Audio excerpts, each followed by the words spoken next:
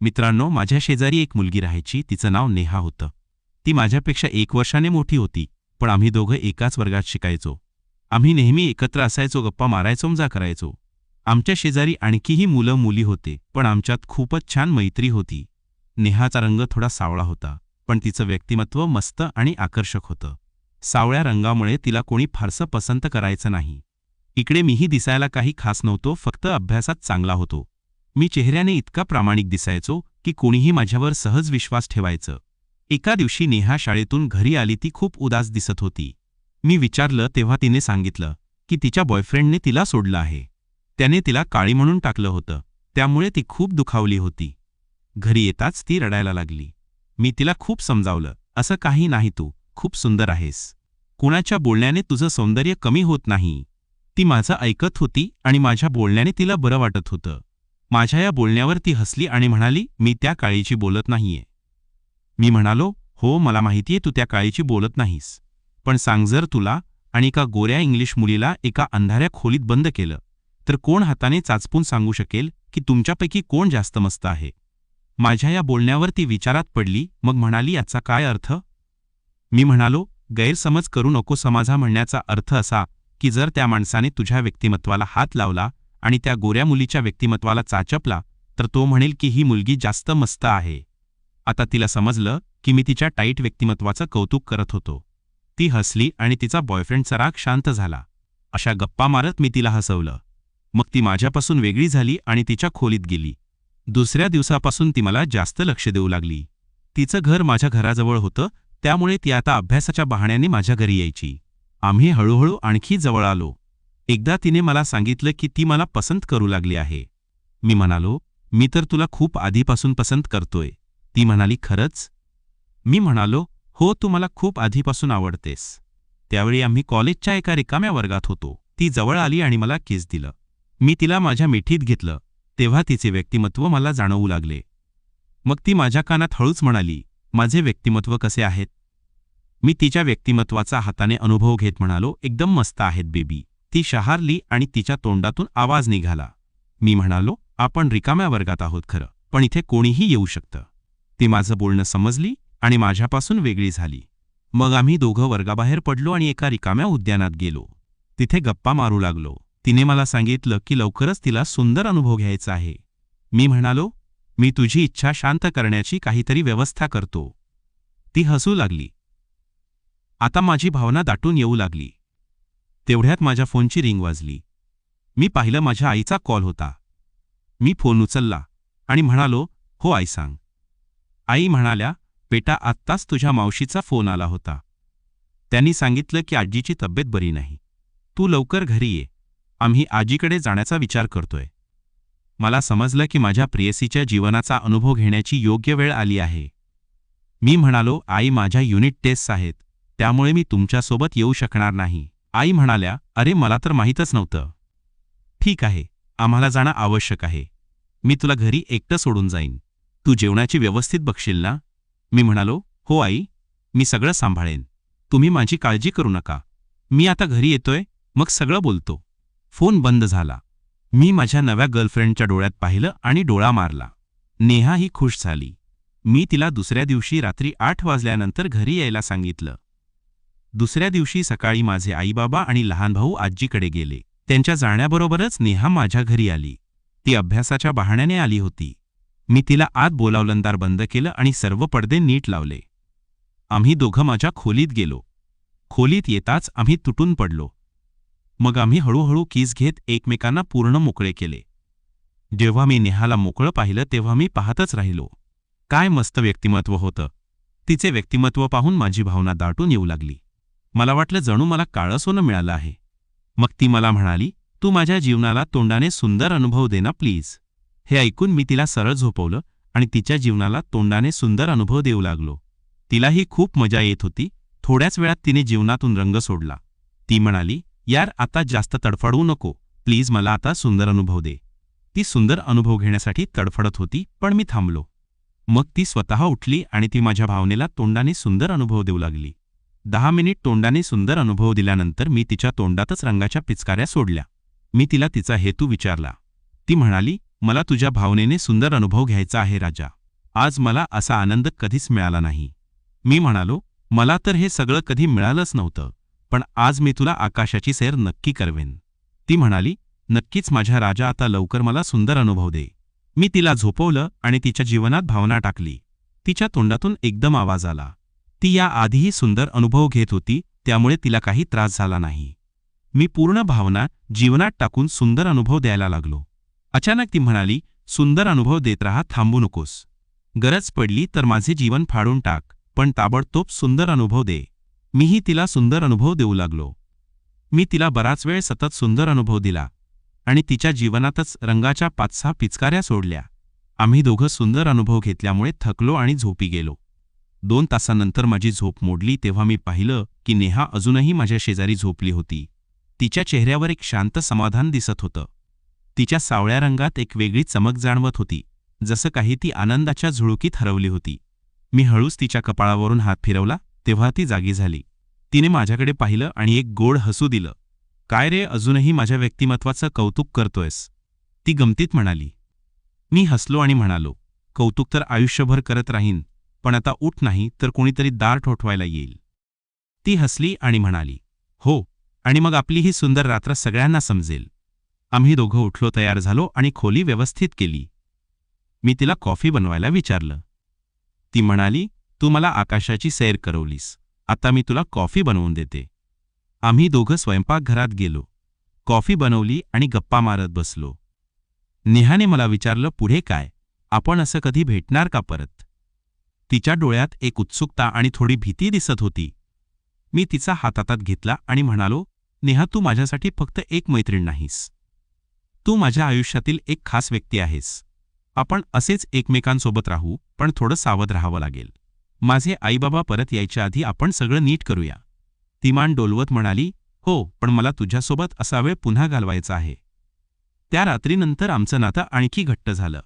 आम्ही शाळेत, कॉलेजात आणि घरी अभ्यासाच्या बहाण्याने भेटायचो. नेहा आता माझ्या आयुष्याचा अविभाज्य भाग बनली होती. तिचं हसणं, तिच्या बोलण्यातली ती गोड चटपटीतपणा आणि तिच्या डोळ्यांमधली ती खट्याळ चमक मला नेहमीच खेचत होती. आम्ही एकमेकांना समजून घेत होतो आणि प्रत्येक भेटीत आमचं नातं अधिक दृढ होत होतं. पण आम्हाला माहीत होतं की आम्हाला सावध राहावं लागेल. आमच्या आजूबाजूच्या जगाला आमचं हे नातं कदाचित मान्य नसतं, त्यामुळे आम्ही आमच्या भेटीगाठी आणि गप्पांना एक प्रकारच गुप्ततेचं आवरण घालत होतो. दुसऱ्या दिवशी सकाळी कॉलेजला जाताना नेहा मला कॉलेजच्या गेटजवळ भेटली. तिच्या चेहऱ्यावर तीच खट्याळ स्मित होतं, पण डोळ्यात काहीतरी नवीन दिसत होतं, एक प्रकारची आत्मविश्वासाची चमक. काय रे, आज काय नवीन शिकणार आहोत? तिने गमतीत विचारलं. तिची बॅग खांद्यावर सावरत मी हसलो आणि म्हणालो, शिकणार तर सगळंच आहे, पण तू मला काय शिकवणार आहेस ते सांग. ती खळखळून हसली आणि माझ्या हाताला हलकेच चापट मारली. चल चल, वर्गात जाऊया, नाहीतर प्रोफेसर आपल्याला उशीर झाल्याबद्दल पुन्हा ओरडेल. कॉलेजमध्ये आम्ही एकत्र बसायचो, पण आम्ही सावधपणे वागायचो. आमच्या मित्रमैत्रिणींना याची जाणीव होऊ नये याची काळजी घ्यायचो. पण कधी कधी तिची नजर माझ्यावर स्थिरावली की मला असं वाटायचं की सगळं जग त्या क्षणी थांबलंय. त्या दिवशी लेक्चर संपलं तेव्हा नेहा मला म्हणाली, आज संध्याकाळी आपण लायब्ररीत भेटूया. मला एक प्रोजेक्टवर तुझी मदत हवी आहे. मी डोळे मिचकावत म्हणालो, प्रोजेक्ट की बहाणा? ती हसली आणि म्हणाली, दोन्ही. तिच्या त्या हसण्याने माझ्या मनात पुन्हा त्या रात्रीच्या आठवणी जाग्या झाल्या. संध्याकाळी लायब्ररीत आम्ही एका शांत कोपऱ्यात बसलो. लायब्ररीतली ती शांतता आमच्या गप्पांना आणखी गोड करत होती. नेहा खरोखरच एका प्रोजेक्टवर काम करत होती. कॉलेजच्या सांस्कृतिक कार्यक्रमासाठी एक प्रेझेंटेशन बनवायचं होतं, पण तिचं लक्ष प्रोजेक्टपेक्षा जास्त माझ्यावर होतं. ती पुस्तकातून काहीतरी वाचत असल्याचं भासवत होती, पण तिचा हात हळूच माझ्या हातावर आला. काय रे, तू असा का बघतोयस? तिने विचारलं. तिची बोटं माझ्या हातावर खेळवत मी हलकेच तिचा हात दाबला आणि म्हणालो, तुझ्याकडे बघितलं तर दुसरं काही दिसतच नाही. ती लाजली, पण तिच्या डोळ्यांतील खट्याळपणा कायम होता. त्या दिवशी लायब्ररीतून बाहेर पडताना तिने मला एका झाडाखाली थांबवलं. सुनील, मला तुझ्याशी काहीतरी बोलायचं आहे, ती गंभीरपणे म्हणाली. मला थोडं आश्चर्य वाटलं, कारण नेहा सहसा इतक्या गंभीरपणे बोलायची नाही. बोल ना, काय झालं? मी विचारलं. तिने एक दीर्घ श्वास घेतला आणि म्हणाली, काल रात्री जे झालं ते माझ्यासाठी खूप खास होतं, पण मला भीती वाटते.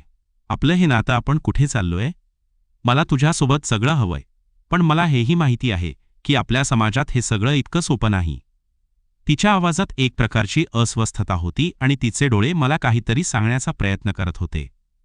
मी तिचा हात हातात घेतला आणि म्हणालो, नेहा, मला तुझी भीती समजते, पण मी तुझ्यासोबत आहे आणि आपण हे सगळं एकत्र हाताळू. आपलं नातं खास आहे आणि आपण ते जपायचं. कोण काय म्हणेल याचा विचार करायला मी तयार नाही. मला फक्त तुझी साथ हवी आहे. तिच्या डोळ्यात पाणी तरळलं, पण तिने हसण्याचा प्रयत्न केला. तू खरंच माझा आधार आहेस सुनील, ती म्हणाली आणि माझ्या खांद्यावर डोकं ठेवलं. त्या क्षणी मला वाटलं की मी तिच्यासाठी काहीही करू शकतो. पुढचे काही आठवडे आम्ही असेच भेटत राहिलो. अभ्यासाच्या बहाण्याने कॉलेजच्या कार्यक्रमामध्ये आणि कधीकधी रात्रीच्या वेळी जेव्हा सगळं शांत असायचं तेव्हा आम्ही एकमेकांसोबत सुंदर वेळ घालवायचो. नेहाच्या व्यक्तिमत्वात एक नवा आत्मविश्वास आला होता. ती आता तिच्या सावळ्या रंगाबद्दल कोणाच्याही कमेंट्सनी दुखावली जायची नाही. ती स्वतःला तशीच स्वीकारू लागली होती आणि मला तिचा तो आत्मविश्वास खूप आवडायचा. पण आमच्या नात्याला लपवण्याची सवय आम्हाला लागली होती. आमच्या मित्रांना, आमच्या कुटुंबियांना आमचं हे नातं समजू नये याची आम्ही काळजी घ्यायचो. एकदा कॉलेजच्या सांस्कृतिक कार्यक्रमात नेहाने एक नृत्य सादर केलं. ती स्टेजवर इतकी सुंदर दिसत होती की माझं मन तिच्यावरून हटतच नव्हतं. तिच्या प्रत्येक हालचालीत एक वेगळी जादू होती. कार्यक्रम संपला तेव्हा मी तिला भेटायला गेलो. नेहा, तू आज खरंच स्टेजवर आग लावलीस, मी कौतुकाने म्हणालो. ती हसली आणि म्हणाली, आग लावली असेल, पण तुझ्या नजरेने मला जास्त जाळलं. तिच्या त्या बोलण्याने मी लाजलो, पण मनातून खूप खुश झालो. पण सगळं इतकं गोड आणि सुंदर असताना एक दिवस अचानक आमच्या आयुष्यात वादळ आलं. त्या दिवशी मी कॉलेजमधून घरी परतलो तेव्हा माझी आई मला म्हणाली, सुनील, आज सकाळी नेहाच्या आई मला भेटायला आल्या होत्या. माझं हृदय जोरात धडकायला लागलं. काय बोलल्या त्या? मी शांतपणे विचारलं, पण आतून मला भीती वाटत होती. आई म्हणाल्या, त्यांना कळलंय की तू आणि नेहा खूप जवळ आहात. त्या म्हणाल्या की नेहाचं लग्न ठरलंय आणि तिला आता तुझ्यापासून दूर राहावं लागेल. माझ्या पायाखालची जमीन सरकली. नेहाचं लग्न हे कसं शक्य होतं? तिने मला याबद्दल काहीच सांगितलेलं नव्हतं. मी लगेच नेहाला फोन लावला, पण तिचा फोन बंद होता. माझं मन अस्वस्थ झालं. मी तिच्या घरी गेलो, पण तिथेही ती भेटली नाही. तिच्या आईने मला सांगितलं की ती काही कामासाठी बाहेर गेली आहे आणि आज रात्री परत येणार नाही. मला काहीच समजत नव्हतं. नेहाने मला का सांगितलं नाही? तिचं खरंच लग्न ठरलं होतं का, की हा सगळा गैरसमज होता? त्या रात्री मी झोपू शकलो नाही. माझ्या डोळ्यासमोर नेहाचा चेहरा येत होता, तिचं हसणं, तिच्या डोळ्यांतली ती चमक आणि त्या रात्रीच्या आठवणी. दुसऱ्या दिवशी सकाळी मी कॉलेजला गेलो, पण नेहा तिथेही नव्हती. माझ्या मित्रांनी सांगितलं की ती आज कॉलेजला आलीच नाही. माझी अस्वस्थता वाढतच गेली. शेवटी दुपारी तिचा मेसेज आला, सुनील, मला तुझ्याशी बोलायचं आहे. संध्याकाळी आपण उद्यानात भेटू. संध्याकाळी मी उद्यानात गेलो. नेहा तिथे माझी वाट बघत होती. तिचा चेहरा उदास होता आणि तिच्या डोळ्यात पाणी दिसत होतं. काय झालं नेहा? तुझं लग्न ठरलंय हे खरं आहे का? मी थेट विचारलं.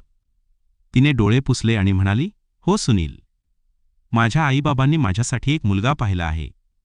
त्यांना माझं आणि तुझं नातं कळलंय आणि त्यांना हे मान्य नाही. त्यांनी मला सांगितलं की मी तुझ्याशी संपर्क तोडावा. माझं मन सुन्न झालं. पण तू मला का सांगितलं नाहीस? मी विचारलं. ती रडत म्हणाली, मला माहीत नव्हतं तर कसं सांगू.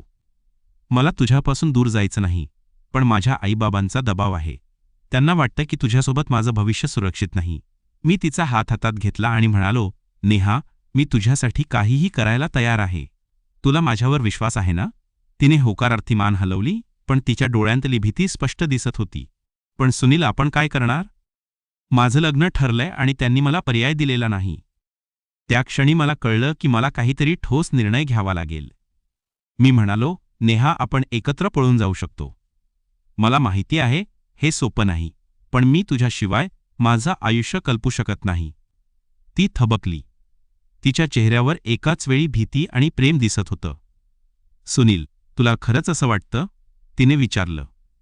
मी म्हणालो, हो नेहा, मी तुझ्यासाठी सगळं सोडायला तयार आहे. पुढचे काही दिवस आम्ही आमच्या भविष्याबद्दल विचार करत होतो. पळून जाणं हा पर्याय सोपा नव्हता. आमच्याकडे पैसे नव्हते, नोकरी नव्हती आणि आमच्या कुटुंबांचा विरोध होता. पण आमचं प्रेम आम्हाला हार मानू देत नव्हतं. एक रात्री आम्ही ठरवलं की आम्ही शहर सोडून दुसऱ्या ठिकाणी जाऊ. तिथे नव्याने सुरुवात करू. मी माझ्या मित्रांकडून काही पैसे उधार घेतले आणि नेहाने तिच्या काही बचती काढल्या. एक रात्री जेव्हा सगळं शांत होतं, आम्ही आमच्या घरातून बाहेर पडलो. आम्ही रात्रीच्या ट्रेनने दुसऱ्या शहरात जायचं ठरवलं. रेल्वे स्टेशनवर पोहोचलो तेव्हा माझं हृदय जोरात धडकत होतं. नेहा माझा हात घट्ट धरून होती. सुनील, आपण बरोबर करतोय ना? तिने विचारलं. मी तिच्याकडे पाहिलं आणि म्हणालो, हो नेहा, आपण एकमेकांसाठी आहोत. काहीही झालं तरी मी तुझी साथ सोडणार नाही. ट्रेन सुटली आणि आम्ही एका नव्या प्रवासाला सुरुवात केली. आम्हाला माहीत होतं की पुढचं आयुष्य सोपं नसेल, पण आमचं प्रेम आम्हाला सगळ्या अडचणींवर मात करण्याची ताकद देत होतं. आम्ही एकमेकांच्या डोळ्यात पाहिलं आणि त्या क्षणी मला खात्री झाली की आम्ही काहीही असलं तरी एकत्र राहू. नव्या शहरात आम्ही एका छोट्या खोलीत राहायला सुरुवात केली. मी एका छोट्या कंपनीत नोकरी मिळवली आणि नेहानेही एका शाळेत शिक्षिकेची नोकरी सुरू केली. आमचं आयुष्य साधं होतं, पण आम्ही एकमेकांसोबत खुश होतो. कधीकधी आम्हाला आमच्या कुटुंबांची आठवण यायची, पण आम्ही एकमेकांना आधार देत होतो. एकदा रात्री आम्ही आमच्या छोट्या खोलीत बसलो होतो. नेहा माझ्या खांद्यावर डोकं ठेवून म्हणाली, सुनील, तुला कधी वाटतं का की आपण परत जावं? मी तिच्याकडे पाहिलं आणि म्हणालो, नेहा, मला फक्त तुझ्यासोबत राहायचं आहे. मागे काय होतं याचा विचार करायला मला वेळ नाही. मला फक्त आपलं भविष्य दिसतंय. ती हसली आणि म्हणाली, तू खरंच माझा राजा आहेस. आमचं आयुष्य हळूहळू रुळलं. आम्ही एकमेकांसोबत छोट्या छोट्या गोष्टींमध्ये आनंद शोधायचो. नेहाचा तो सावळा रंग, तिचं हसणं आणि तिच्या डोळ्यांतली ती चमक माझ्यासाठी सगळं काही होती. आम्ही एकमेकांसाठी जगत होतो आणि आमचं प्रेम आम्हाला प्रत्येक अडचणीवर मात करण्याची ताकद देत होतं. मित्रांनो, तुम्हाला ही कथा ऐकून मनात काही प्रश्न आले असतील तर नक्की कमेंटमध्ये विचारायला विसरू नका. आणि हो, जर तुम्ही व्हिडिओ शेवटपर्यंत पाहिला असाल तर लाईक बटन दाबा आणि कमेंटमध्ये तुम्ही शेवटपर्यंत पाहिल्याची साक्षरता द्या. जर तुम्ही आमच्या चॅनलवर नवीन असाल तर सबस्क्राईब करा आणि बेल आयकॉन दाबा, कारण लवकरच आम्ही आणखी एक नवीन व्हिडिओ घेऊन येणार आहोत. धन्यवाद.